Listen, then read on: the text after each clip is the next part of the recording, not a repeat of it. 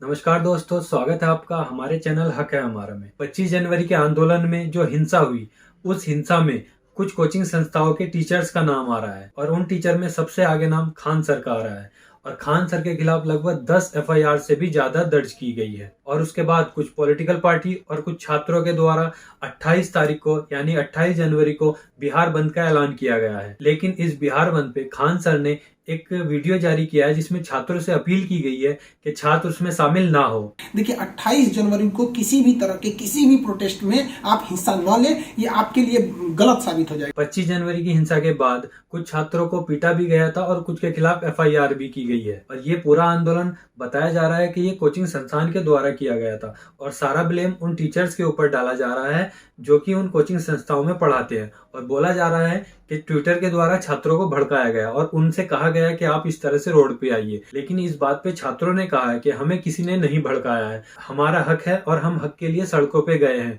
और उन छात्रों ने ये भी कहा है कि हम 3 साल से तैयारी कर रहे हैं और 3 साल से इसका इंतजार कर रहे हैं और 3 साल के बाद जब एग्जाम होता है और रिजल्ट आता है तो इस तरह की धांधली होती है, इसलिए हमें सड़कों पे आना पड़ा। और जब ये सवाल कि 3 साल पहले वैकेंसी निकाली गई थी और 3 साल के बाद भी केवल एक फेज का ही एग्जाम होता है और उसका रिजल्ट आता है और आगे अभी 2 फेज और बचे हुए हैं, उन 2 फेज में एग्जाम होने में और रिजल्ट आने में कितना टाइम लगेगा, इस सवाल पे हमारे देश के रेल मंत्री श्री अश्विनी वैष्णव जी ने क्या जवाब दिया, आइए सुनते हैं। एकदम स्पष्टता है। जैसे ही वैकेंसी निकली, इतनी ज़्यादा संख्या में एप्लीकेशंस आई, क्योंकि रेलवे की नौकरी सबको एक अति पसंदीदा नौकरी है, बहुत ही एक स्टेबल ऑर्गेनाइजेशन है, हर कोई इसमें काम करना चाहता है। तो नेचुरली एप्लीकेशन जब इतनी ज़्यादा आई तो जो पहले एग्ज़ाम लेने के लिए व्यवस्था थी, उस व्यवस्था को कई गुने बढ़ाना पड़ा। 1,25,00,000 एप्लीकेशंस कोई छोटी संख्या नहीं, बहुत बड़ी संख्या है। तो एग्ज़ाम की पूरी व्यवस्था को बढ़ाना पड़ा। एग्ज़ाम की व्यवस्था बढ़ाई, उसके बाद में एक छोटा सा कोर्ट मैटर भी हुआ। कोर्ट मैटर जैसे ही खत्म हुआ, एग्ज़ाम की प्रोसेस चालू हुई। डिस्पाइट कोरोना पूरा का पूरा प्रोसेस एकदम स्मूथ ट्रांसपेरेंट वे में कंप्लीट किया गया है। तो इसमें लेट करने की कोई बात नहीं है। इतनी बड़ी एग्ज़ाम को करना कोई आसान काम नहीं।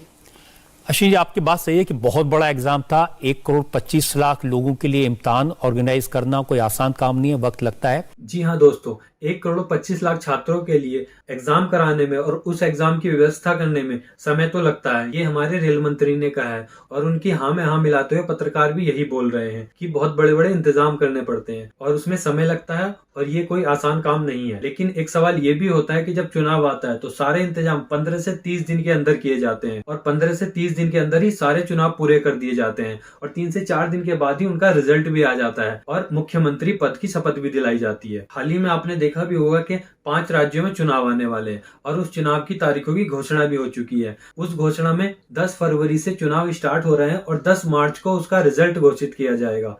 केवल 1 महीने के अंदर अंदर ही ये सारी प्रक्रिया पूरी कर ली जाएगी और पूरे इंतजाम 30 दिन के अंदर ही हो जाएंगे। 5 राज्यों में केवल उत्तर प्रदेश की ही बात करूं तो लगभग 25 करोड़ जनता उसमें चुनाव में वोटिंग करेगी और 25 करोड़ जनता का इंतजाम केवल 1 महीने के अंदर अंदर होगा और उनको किसी तरह की कोई असुविधा नहीं होगी और 1 महीने के अंदर अंदर ही रिजल्ट आ जाएगा। जब 25 करोड़ जनता के लिए 1 महीने में ही सारा सिस्टम तैयार हो जाता है तो केवल 1,25,00,000 छात्रों के लिए 3 साल तक आप एग्जाम नहीं करा पाते हो। इस बात का जवाब किसी के पास नहीं है। और अगर लोकसभा चुनाव की बात की जाए तो उस समय तो 130 करोड़ जनता के लिए केवल 1 महीने में ही इंतजाम कर दिए जाते हैं और यहाँ पे 1,25,00,000 के लिए 3 साल से कोई इंतजाम नहीं किया गया है और इस तरह के बयान दिए जा रहे हैं कि 1,25,00,000 छात्रों के लिए एग्जाम कराने में जो व्यवस्था है वो 3 साल में भी पूरी नहीं हुई है। उसके लिए अभी और 2-4 साल लगेंगे और छात्रों की जिंदगी के साथ खिलवाड़ चलता रहेगा। जो बच्चा 3 साल से तैयारी कर रहा है या उससे पहले से भी तैयारी कर रहा है, वो इसी इंतजार में था कि कब एग्जाम होगा और जब एग्जाम होता है और उसका रिजल्ट आता है तो इस तरह की धांधली हो जाती है। उन बच्चों का मनोबल किस तरह से टूटता है, आइए दिखाते हैं। ये देखिए, ये लड़का कई वर्षों से रेलवे ग्रुप डी का तैयारी कर रहा था कि इस बार रेलवे में जॉब लेकर रहना है, लेकिन रेलवे ग्रुप डी के नए नोटिफिकेशन CVT-2 के लागू होने के कारण किताब फाड़कर तैयारी छोड़ने जा रहा है। और ये मनोबल केवल उस बच्चे का ही नहीं टूटता, उनसे जुड़े पूरे परिवार का मनोबल टूटता है। और उसके बाद अगर ये कह दिया जाए कि सरकारी नौकरी ही केवल रोजगार नहीं है, और भी बहुत सारे रोजगार हैं, जैसे ये। अगर आपके GTV स्टूडियो के बाहर कोई पकौड़े बेचता है और शाम को 200 रुपया कमा करके घर जाता है उस व्यक्ति को आप रोजगार मानोगे कि नहीं मानोगे? जी हाँ दोस्तों, एक ही एनटीपीसी की वैकेंसी में 3 साल हो चुके हैं और अभी पता नहीं कितने साल और लगने वाले हैं। अगर ऐसे ही चलता रहा तो पूरे देश की स्टूडेंट को पकौड़े ही तलने पड़ेंगे। आज के लिए इतना ही, मिलते हैं अगली वीडियो में। अगर आपने हमारे चैनल को सब्सक्राइब नहीं किया है तो प्लीज सब्सक्राइब कर लीजिए और बेल आइकन को भी दबा दीजिए। धन्यवाद।